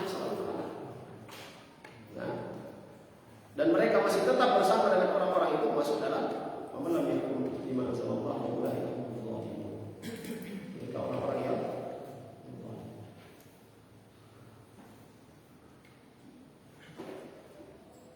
jemaah sekalian yang dirahmati oleh Allah Subhanahu Wa Taala.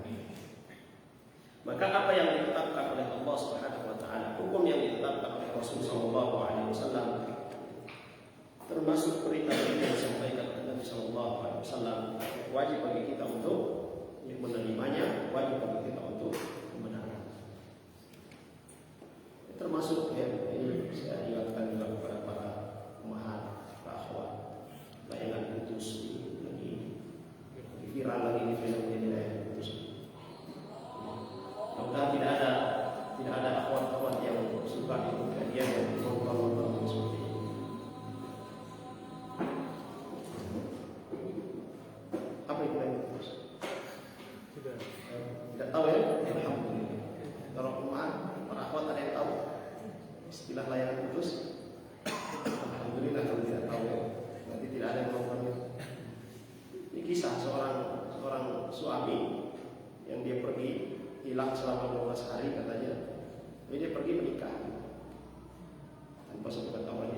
dibuat heboh, dibuat perselingkuhan, poligami.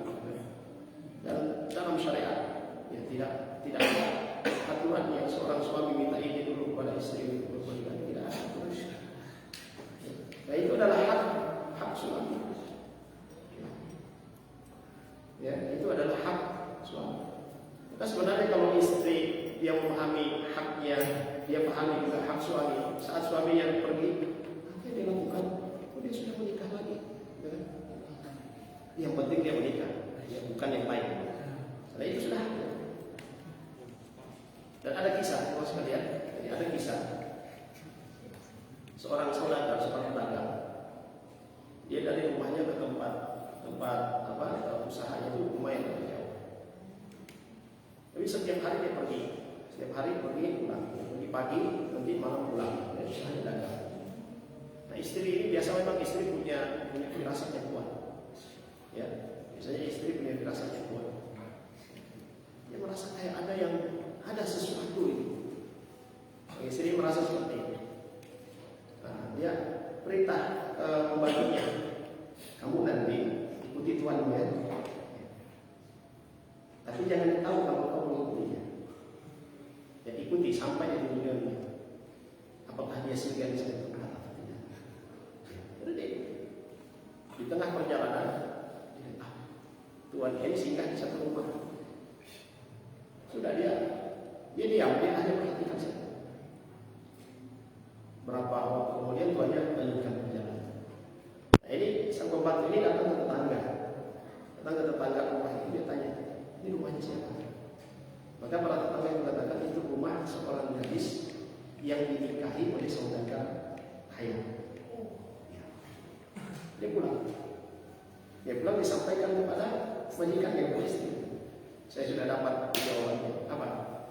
Di sana itu satu daerah, ternyata si tuan dia sudah punya istri, sudah nikahi berapa waktu yang lalu. Sudah. Yang penting saya sudah tahu.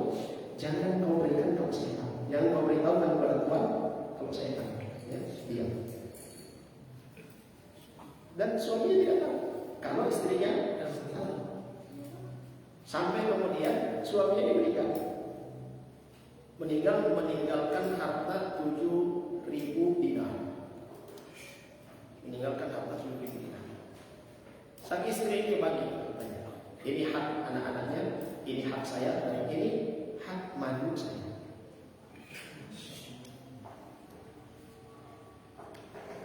Dia perintahkan pembantunya, kamu pergi ke istri tuanmu, antarkan, sampaikan kepadanya bahwa suaminya telah meninggal dunia.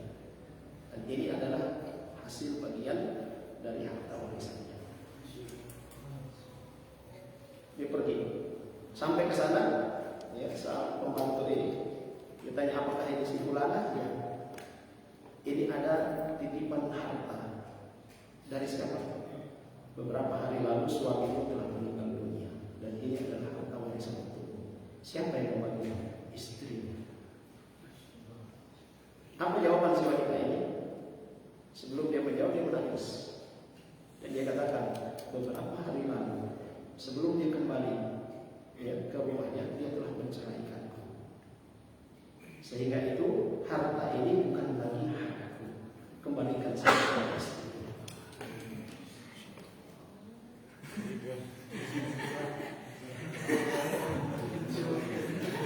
Ajaib. Ini jemaah sekalian. Pertama keajaibannya apa? Ketika si istri mengetahui suaminya nikah lagi, apa sikap istri? Asalnya tahu apa? Yang penting saya suka. Hak saya tetap dia berikan, dan yang dia lakukan itu bukan dosa. Kemudian apa?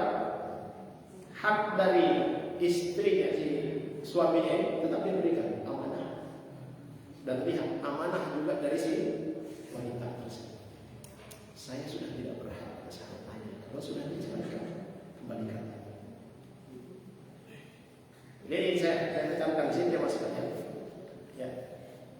Masalah ta'adud, masalah poligami ini adalah satu syariat yang dibawa oleh Rasulullah SAW. Diamalkan oleh Rasulullah SAW, diamalkan oleh para sahabat, diamalkan oleh orang-orang yang soleh Itu dengan cara yang benar, dengan cara yang baik.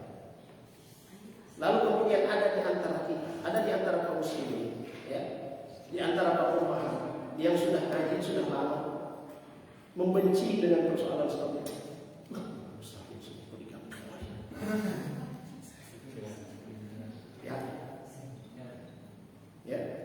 Kalau kita belum siap, saya belum siap untuk menjalani itu ceritanya lain.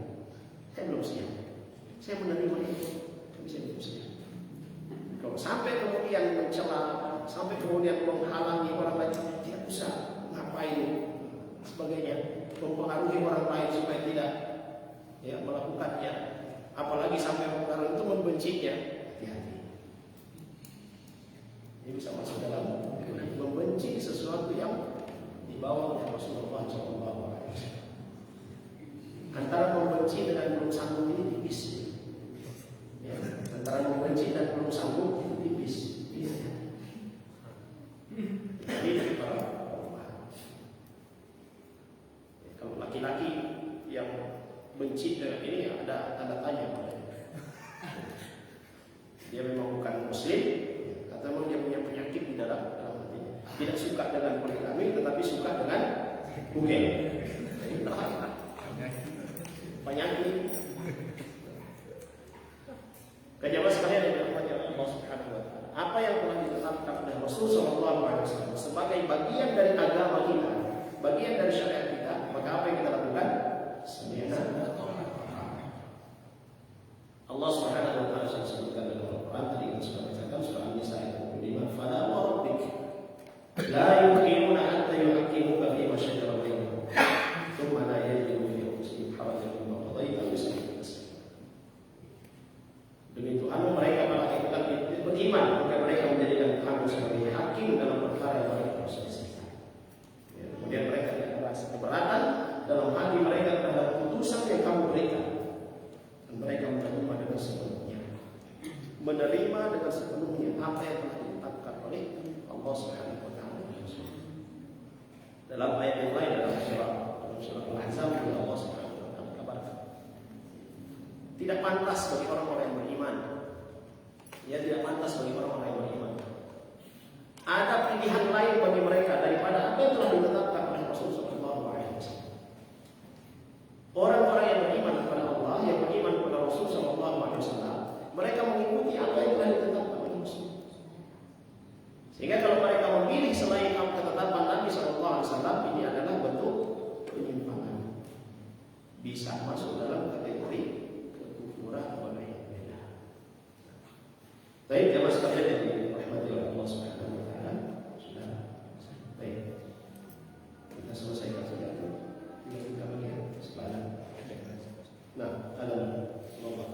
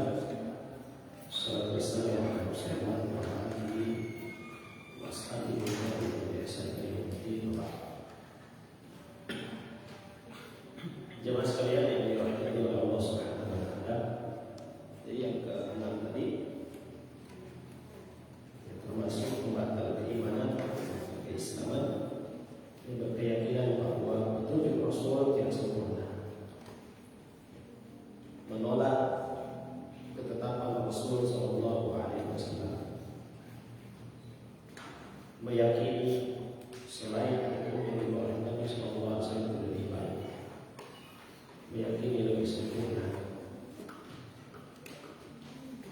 Bahkan yang meyakini bahwa hukum yang dibuat oleh Nabi Sallallahu Alaihi Wasallam dan hukum yang dibuat oleh manusia sama adanya, sebagian dari ukuran Allah. Selanjutnya yang ke-7, yang membatalkan keimanan, membatalkan keislaman, dan tidak mau mengkafirkan orang musyrik, tidak mau mengkafirkan orang kafir atau ragu tentang kekafiran mereka, ragu atas kekafiran mereka. Ini mengeluarkan dari iman. Kenapa? Karena meragukan kekufuran mereka berkonsekuensi meragukan apa yang dibawa oleh Rasulullah Sallallahu Alaihi Wasallam. Allah Subhanahu Wa Taala berfirman, "Wa qalu inna kafarna bima ursiltum bihi, wa inna lafi syakkin mimma tad'unana ilayhi, wa inna lafi syakkin mimma tad'unana ilayhi." Dan mereka berkata, sesungguhnya kami mengingkari apa yang kamu disuruh menyampaikannya kepada kami, dan sesungguhnya kami benar-benar dalam keraguan yang menggelisahkan terhadap apa yang kamu ajak kami kepadanya. Jemaah sekalian yang dirahmati oleh Allah Subhanahu Wa Taala, ada seruan-seruan dari orang-orang yang senang membuat syubhat, membuat pengaburan terhadap syariat Islam. Yang sekarang ini mereka berusaha menghilangkan kata kafir. Di saat kita kaum muslimin berbicara tentang Islam dan tentang kekufuran, berbicara tentang orang Islam dan orang kafir, mereka katakan apa? Jangan menggunakan kata kafir. Ya, kenapa? Karena kata itu berarti kita menghukumi. Ya, kalau kita katakan mereka orang kafir, kita telah menghukumi mereka kafir. Sementara yang berhak untuk menghukumi itu adalah Allah Subhanahu Wa Taala. Jadi jangan kita katakan selain daripada Islam itu adalah kafir.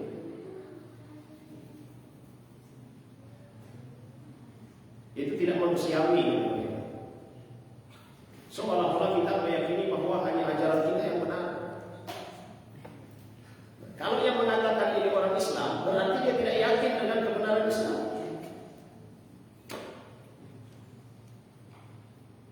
Lah orang-orang kafir sendiri ketika dikatakan mereka adalah orang-orang kafir, mereka tenang-tenang saja, aman saja. Karena mereka pahami bahwa itu sudah, kata kafir itu sudah menjadi terminologi dalam Islam. Istilah yang digunakan dalam Islam. Siapa yang beragama selain Islam, maka istilah yang disematkan kepada mereka adalah kafir. Sebagaimana di agama Nasrani, siapa yang tidak mengikuti ajaran mereka dikatakan apa? Domba-domba yang tersesat. Kalau mereka menggunakan istilah itu, apa kita mati? Tidak. Itu sudah menjadi istilah mereka. Demikian juga di saat kita mengatakan yang selain Islam itu adalah kafir, mereka juga sudah pahami. Anehnya orang-orang yang punya gelar bendera di depan dan di belakang, yang notabene Muslim, tapi justru membuat kacauan dalam hidup. Ini mau berubah.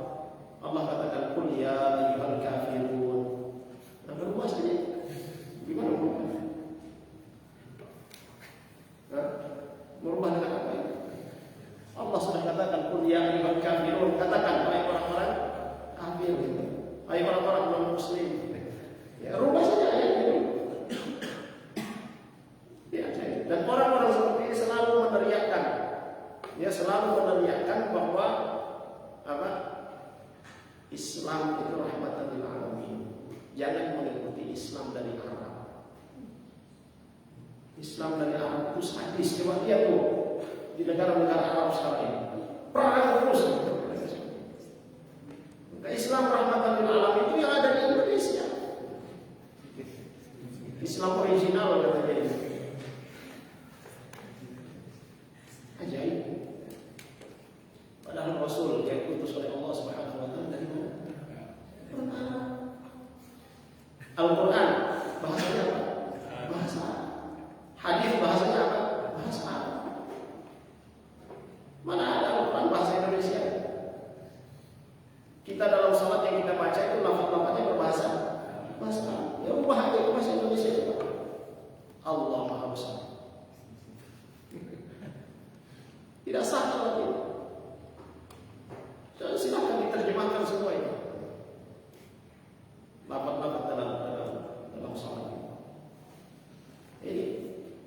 Sebenarnya mereka berbuat seperti itu karena ada yang menyokong dari belakang dan mereka menginginkan dunia. Ya mas sekalian yang dipercaya Allah Subhanahu wa taala dan ajaibnya juga yang menjadi corong dari perkara seperti ini justru orang-orang yang dianggap tokoh cendekiawan, yang dianggap ustaz, ya sebagainya. Bahkan sampai pada Raja Nama tidak suka dengan istilah-istilah Arab, bahasa Arab. Kalau biasa kalau kita bercakap dengan ikhwah, tidak usah pakai antum apa itu ajaran transnasional, ajaran dari luar itu kita pakai istilah cintailah produk Indonesia, cintai bahasa Indonesia. Tapi istilah mereka mau bilang. Dan kalau kita mau preteli bahasa Indonesia, banyak yang justru diambil dari bahasa Arab. Bahkan bahasa Gorontalo pun ada diambil dari bahasa Arab. Apa?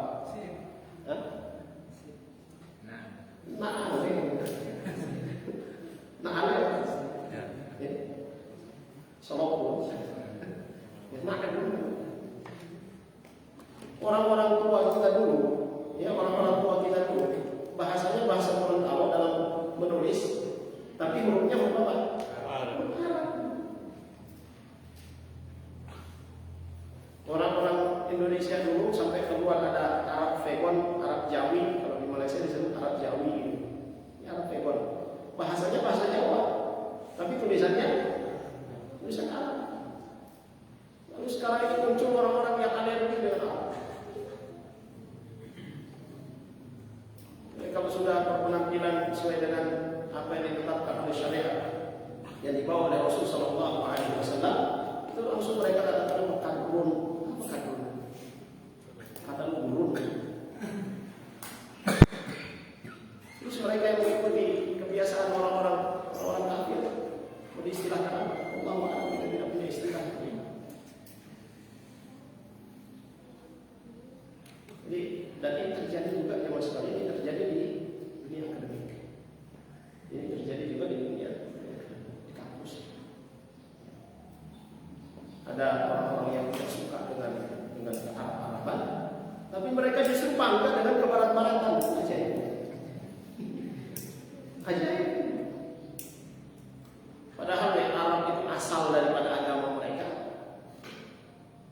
Kitab yang mereka selalu baca Al-Quran itu berbahasa Arab.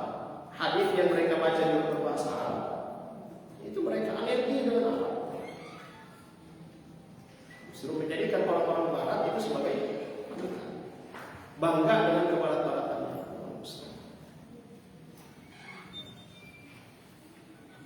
Jemaah sekalian yang dirahmati oleh Allah Subhanahu wa taala.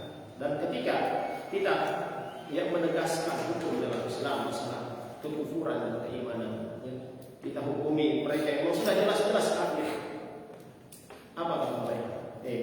Yang kamu pakai ini produk orang kafir. Beraninya kamu kafirkan kita. Apa hubungannya ini dengan kafiran?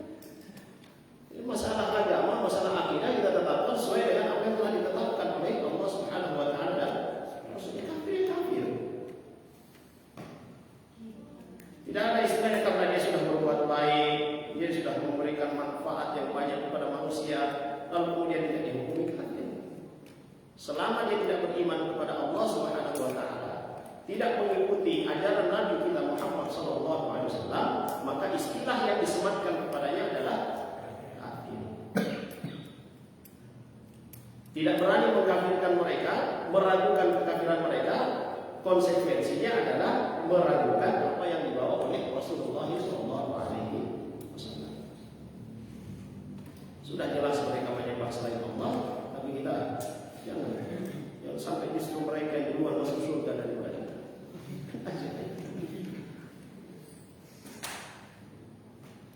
Jemaah sekalian yang dirahmati oleh Allah Subhanahu wa taala. Selanjutnya yang ke-8, membatal keimanan adalah mengolok-olok atau mengejek Allah dan Al-Quran atau agama Islam atau pahana dan sisa dan sejenisnya, atau mengolok-olok Rasul sallallahu alaihi wasallam seorang nabi, baik itu gurauan maupun sungguhan.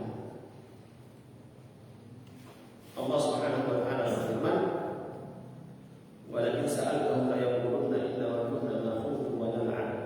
Qul abillahi wa ayatihi wa rasulihi kuntum tastahzi'un la ta'tadiru qad kafartum ba'da iman." Dan jika kamu tanyakan kepada mereka tentang apa yang mereka lakukan itu, tentulah mereka akan menjawab, sesungguhnya kami hanyalah bersenda gurau dan bermain-main saja. Katakanlah, apakah dengan Allah, ayat-ayatnya dan Rasulnya kamu selalu berolok-olok? Tidak usah kamu berkata, karena kamu kafir sesungguhnya. Jangan mempermainkan syariat Allah Subhanahu wa taala.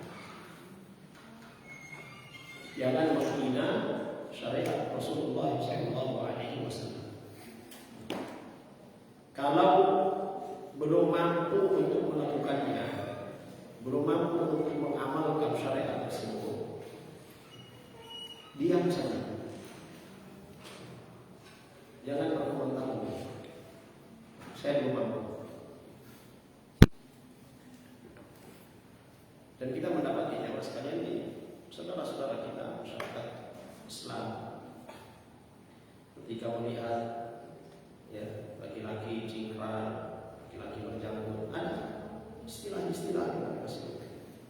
Jadi ingatkan saya, kalau belum bisa, ingatkan. Akhir saudaraku, kalau antum belum mampu, kamu tidak diam. Ucapannya itu jadi berat, berat. Ada akhwat jahiliyah, keluar ucapan apa, celaan, sebagainya. Kalau para akhwat mampu untuk menyampaikan kepadanya, sampaikan dengan baik. Ya, oke. Kalau belum mampu untuk menyampaikan, lebih baik diam.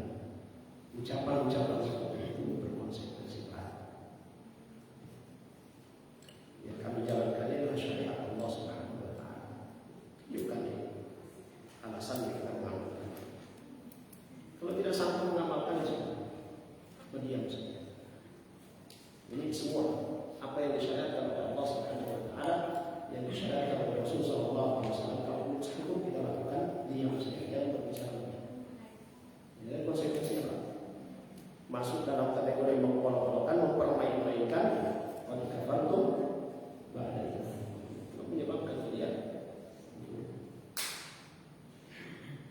ada disebutkan kisah seorang ketika Nabi SAW seorang membacakan hadis Nabi SAW, kalau bangun tidur, ya, saat mau berwudu jangan langsung celupkan tangan di bejana, dicuci dulu di luar bejana, kemudian pokok boleh.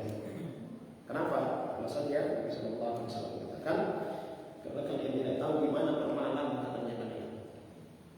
Kalian tidak tahu di mana bermalam katanya. Kan seorang yang berkata, kalau saya tidur saya tahu di mana bermalam tangan saya. Katakan demikian. Maka terjadi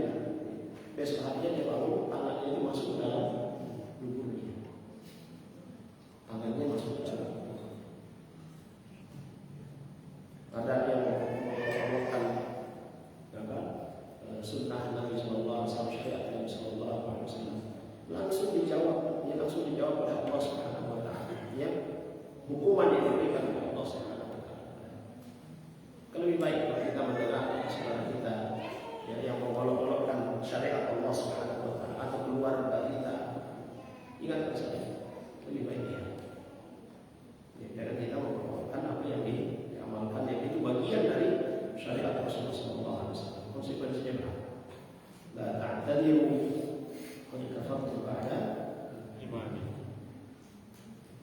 Ada biasa anak juga mempermainkan ayat, bacaan ayat. Ingatkan. Baik. Kemudian selanjutnya yang ke-9, membantu orang musyrik atau menolong mereka untuk muslim orang-orang muslim. Allah Subhanahu wa taala berfirman, "Ya ayyuhalladzina amanu la tattakhidul yahuda wan nasara awliya, ba'dhuhum awliya'u ba'd, wa may yatawallahum minkum fa innahu minhum, innallaha la yahdil qawmal dhalimin." Hai orang-orang yang beriman, janganlah kamu mengambil orang-orang Yahudi dan Nasrani menjadi pemimpin. Sebagian mereka adalah pemimpin bagi pemimpin yang baik. Barang siapa di antara kamu mengambil mereka sebagai pemimpin, maka sesungguhnya orang yang termasuk golongan mereka. Sesungguhnya Allah tidak memberi petunjuk kepada orang-orang yang zalim. Termasuk dalam membantu orang musyrik yang memberikan informasi ya tentang kaum muslimin kepada orang-orang. Ada orang-orang musyrik, orang-orang kafir yang membenci kaum muslimin lalu kemudian dia ikut bersama dengan mereka. Dan ini juga terjadi di masa ini. Ada orang-orang yang muslim, tapi kalau saudara-saudara mereka se-Islam, ya, mereka benci sekali. Mereka muslim. Padahal perbedaannya, ada perbedaannya yang masih bisa ditolerir. Sementara dengan orang kafir mereka berpelukan.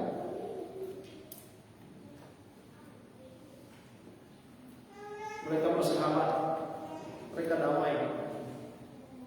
Ini hal yang berkaitan dengan perbuatan Allah.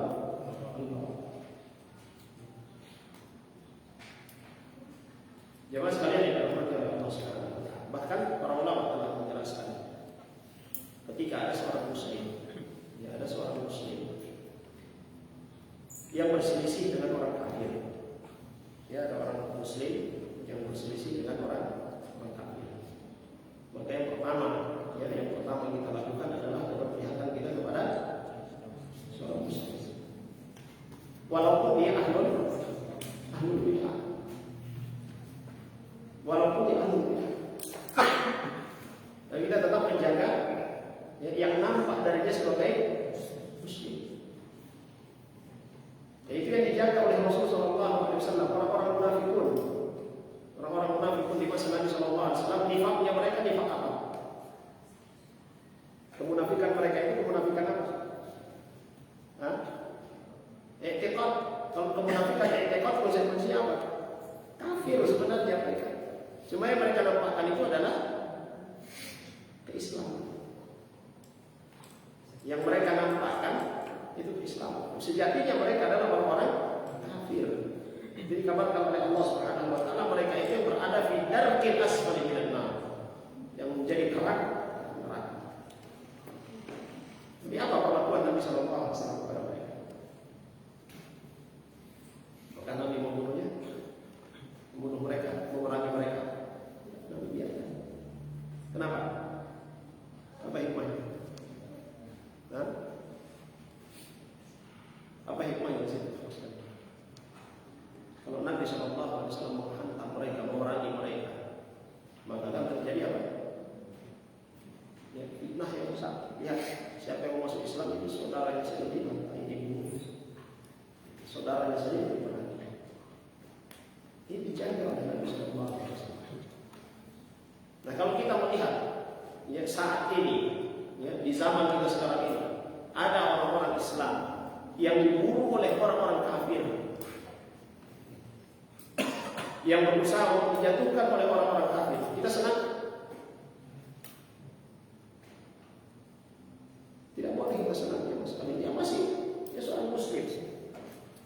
Walaupun dia melakukan perbuatan bid'ah. Selama bid'ahnya itu bukan bid'ah mukafirah, bid'ah yang sudah keluar dari Islam. Ya, seperti orang Syiah. Itu mereka bahwa tentang Islam sama-sama kafir. Dan bid'ah masih dalam perkara bid'ah amali. Maka di saat terjadi perselisihan mereka secara personal dengan orang kafir, maka keberpihakan kita kepada orang muslim.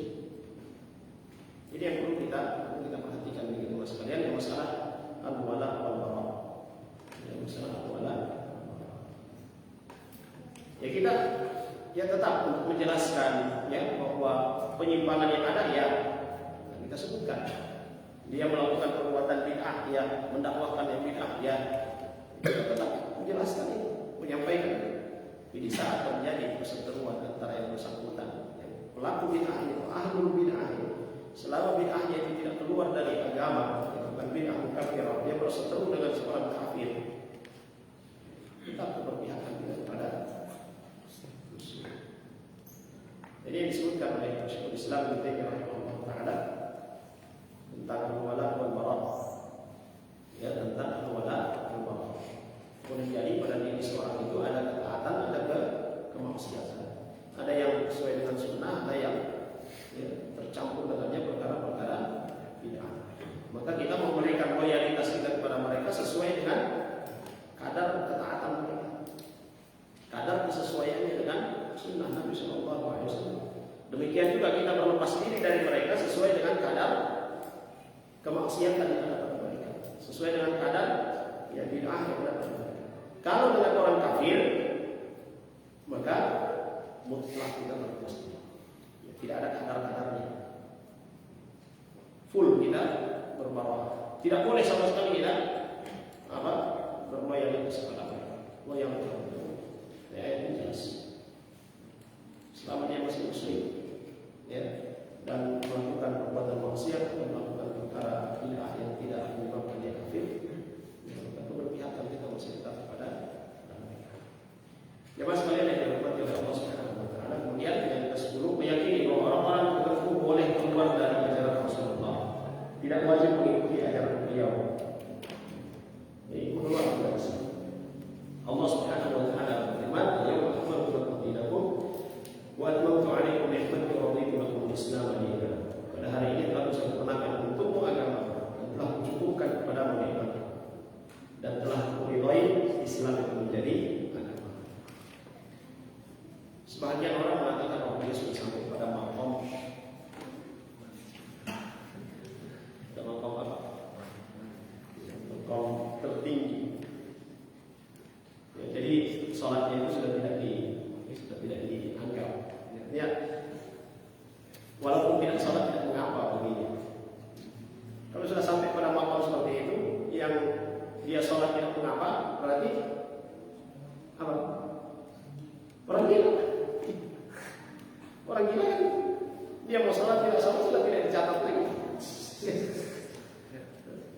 Nah, kalau ada yang dianggap wali, lalu kemudian ini sudah sampai pada maqam tertinggi, apa yang dikatakan didengar, apa yang dikatakan kemudian diikuti, sementara dia yakin bahwa dia sudah tidak wajib lagi salat karena sudah sampai pada maqam yang tertinggi itu. Dua kemungkinan. Orang yang mengatakan ini dia meyakini bahwa ini sudah orang gila, sehingga tidak dianggap lagi. Atau yang kedua dia yang gila, mendengarkan petuah-petuahnya orang gila. Jadi ada yang seperti ini pula ada. Ya saat kita sholat misalnya, kita ke masjid sholat dulu. Begitu kita pulang, sholat. Di mana tuh sholat ini? Sholat yang terlalu. Ada seperti ini. Kamu ke sholat itu masih kuning. Sementara kalau ke sholat itu sudah ada diisi.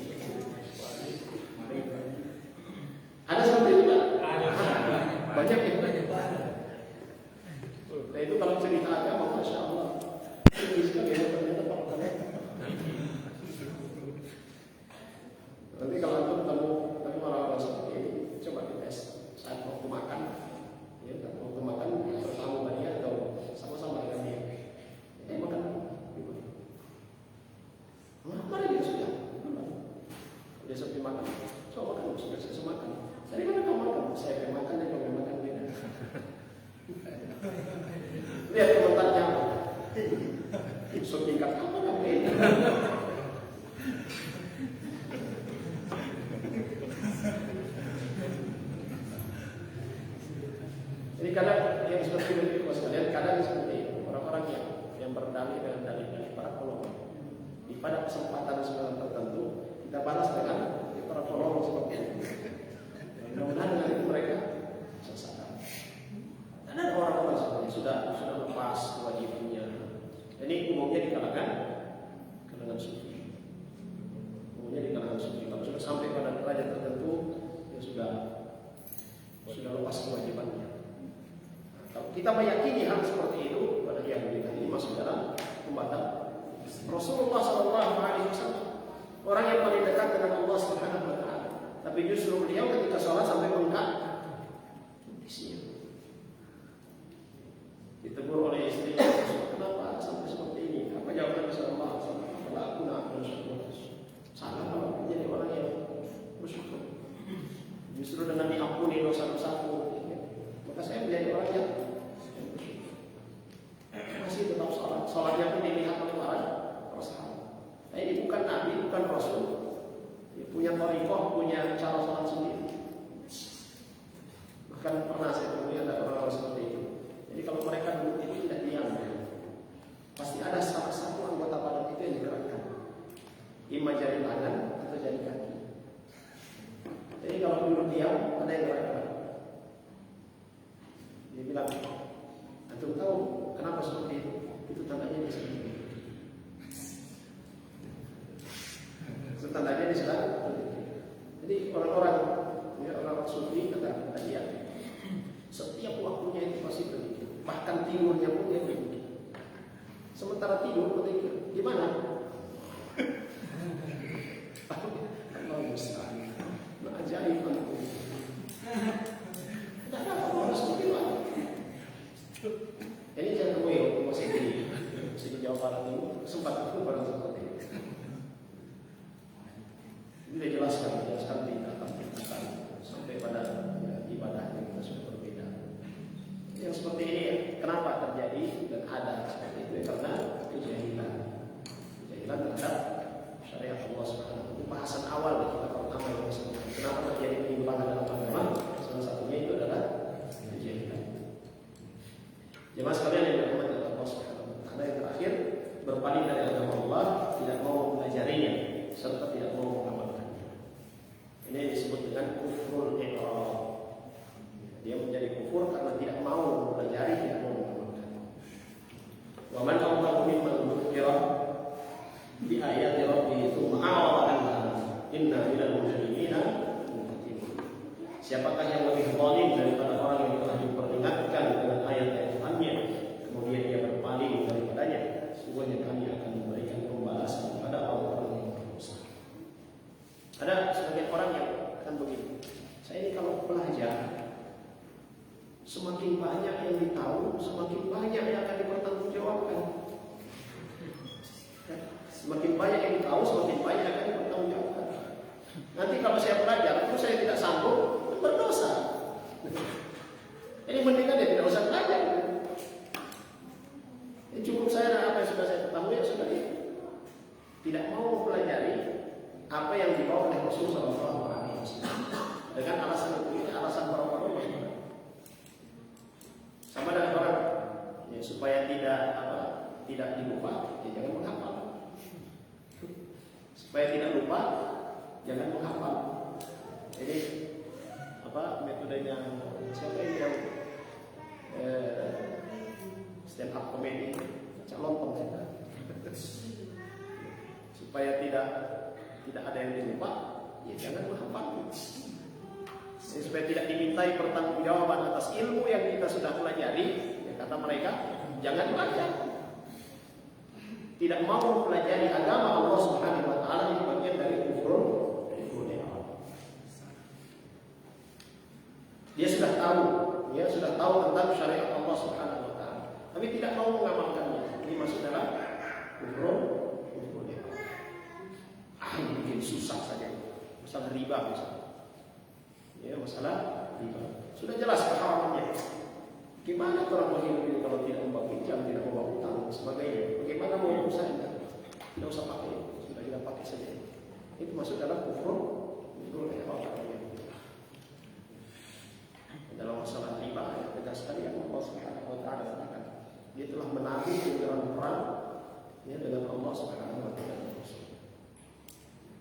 Kita jangan merasa aman, tidak mau belajar akan selamat. Enggak. Kalau kita sudah belajar, kita berusaha untuk belajar, ya, kita ketahui kita berusaha untuk mengamalkan. Kalau kita tidak sanggup mengamalkannya, ini masuk dalam al-uzur, tidak mampu. Nabi SAW katakan apa? Ma amartukum bihi fa'tu minhu mastata'tum. Apa yang aku perintahkan kepada kalian maka kerjakan sesuai dengan kemampuan. Ya kita sanggupi, supaya kita berusaha tidak mampu, ya sudah. Sebatas kemampuan kita. Wa ma nahaitukum anhu fantahu. Apa yang aku larang maka tinggalkan. Tidak atas kemampuan, tidak. Yang dilarang itu sejatinya apa yang dilarang itu kita mampu untuk meninggalkannya. Ya sejatinya kita mampu untuk meninggalkannya. Ya karena kita menuruti hawa nafsu saja.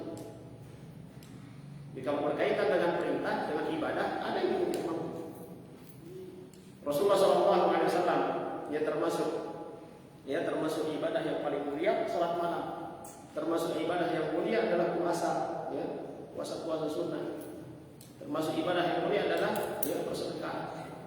Ya, ada orang yang tidak mampu bangun malam, ada. Dia mampu salat, dia mampu sedekah.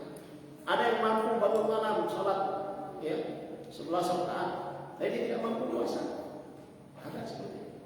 Sehingga itu para ulama katakan, ketika kita mampu melakukan satu jenis ibadah yang tidak mampu dilakukan oleh saudara kita, jangan meremehkannya.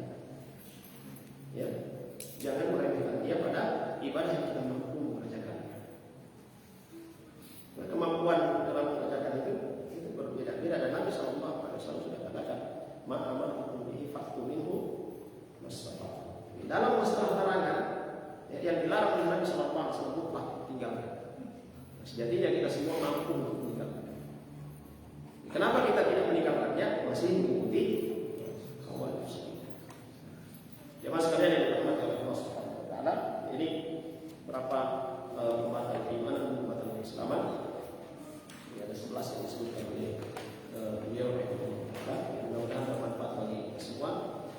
Semoga Allah Subhanahu wa taala menjadikan kita orang-orang yang benar-benar istiqamah di atas agama Allah Subhanahu wa taala dan sunnah Rasulullah sallallahu alaihi wasallam.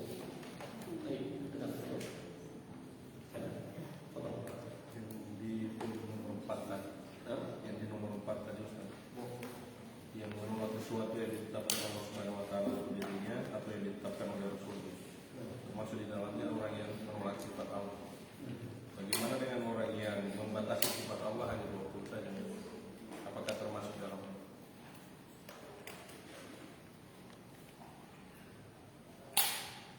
Wallahu a'lam. Kalau yang saya ketahui, apa yang disebutkan dalam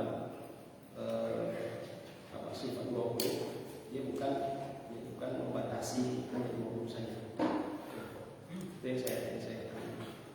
Tetapi dia lebih menyebutkan pada nama-nama ataupun sifat-sifat yang lebih utama untuk kita pelajari, untuk kita yakini, tidak menafikan sifat-sifat yang lainnya.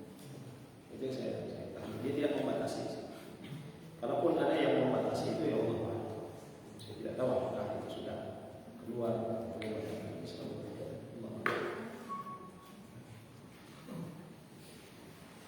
Jelas? Kita akhiri dengan doa.